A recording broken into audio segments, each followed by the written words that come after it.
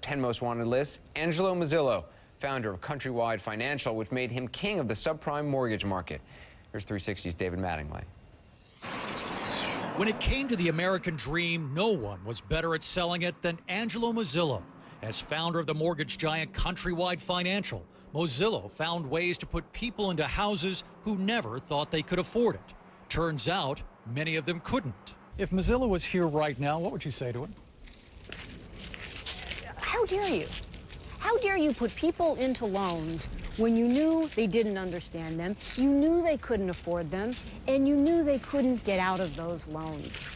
Illinois Attorney General Lisa Madigan joined a suit with California against Mozila, accusing him of directing his company to put people into risky subprime mortgages without regard for their ability to pay.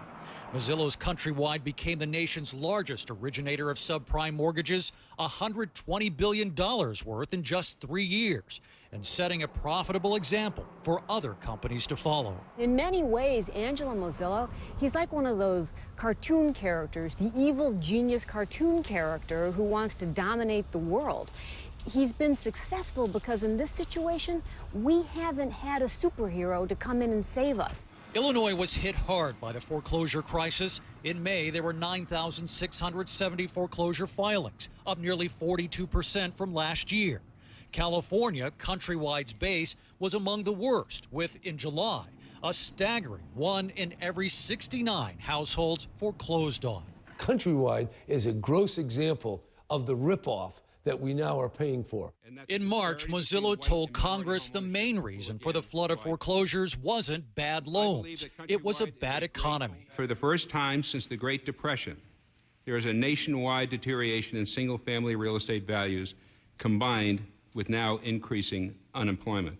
An attorney for Mozila says that Countrywide was only acting in line with the goals of both the Bush and the Clinton administrations by extending home ownership to less affluent Americans. He says the company used the tools already available to it, including subprime mortgages. But California Congresswoman Maxine Waters believes Mozila was all about profit and thrived on lax regulations. Mr. Mozila basically tried to have people believe that he was only helping these poor people and these minorities get into a home. That is not to be believed. He was making extraordinary amounts of money.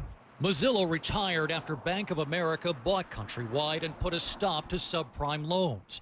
Mozila defended his $44 million retirement package as deferred compensation and retirement savings from the decades he grew Countrywide.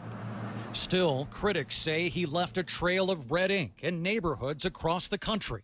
And that's why Angelo Mozila is on our list of most wanted culprits of the collapse.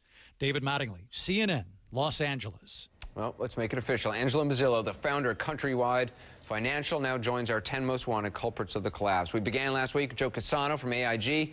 Then there's Richard Fuld from Lehman Brothers, Chris Cox from the SEC, Senator Phil Gramm of Texas, and former chairman of the Federal Reserve, Alan Greenspan, and Ian McCarthy, CEO and president.